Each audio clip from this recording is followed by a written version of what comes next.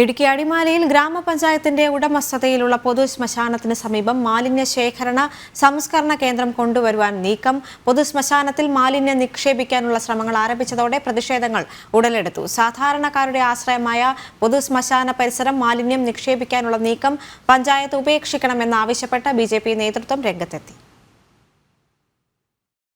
ഏതാനും വർഷങ്ങൾക്ക് മുമ്പാണ് ശാന്തി കവാടം എന്ന പേരിൽ അടിമാലി ഗ്രാമപഞ്ചായത്ത് കൂമ്പൻപാറയിൽ പൊതുശ്മശാനം തുറന്നത്.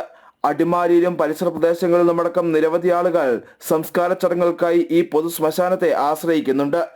ഇതിനിടെയാണ് പൊതുശ്മശാനത്തിന് സമീപം മാലിന്യ സംസ്കരണ കേന്ദ്രം കൊണ്ടുവരാൻ പഞ്ചായത്ത് നീക്കം ആരംഭിച്ചത്.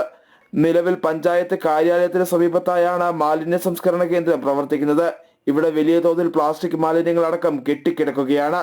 ഈ സാഹചര്യത്തിലാണ് പുതിയ നീക്കവുമായി പഞ്ചായത്ത് രംഗത്തെത്തിയതെന്നാണ് ബിജെപി പ്രാദേശിക നേതൃത്വത്തിന്റെ ആരോപണം.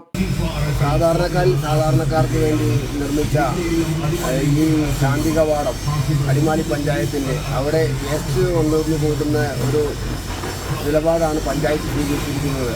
ഇതിനെതിരെ ബിജെപി അതിശക്തമായ സമരവുമായി മുന്നോട്ട് പോവുകയാണ്. നിരവധി ടൂറിസ്റ്റുകൾ വരികയും അതുപോലെ തന്നെ നിരവധി ആളുകൾ തിങ്ങിപ്പാർക്കുന്ന സ്ഥലത്ത് ഈ ശാന്തി കവാടത്തിൻ്റെ തൊട്ട് താഴെ അനവധി ആളുകൾ താമസിക്കുന്നുണ്ട്. അവിടേക്കാണ് ഇവർ ഈ വേസ്റ്റ് മാനേജ്മെന്റ് കൊണ്ട് കൂട്ടി ഇടാൻ ശ്രമിക്കുന്നത്. പഞ്ചായത്ത് ഓഫീസിന് സമീപത്തെ സാഹചര്യം പൊതുശ്മശാനത്തിലും ഉണ്ടാക്കാൻ അനുവദിക്കില്ലെന്നും ബിജെപി നേതാക്കൾ വ്യക്തമാക്കി.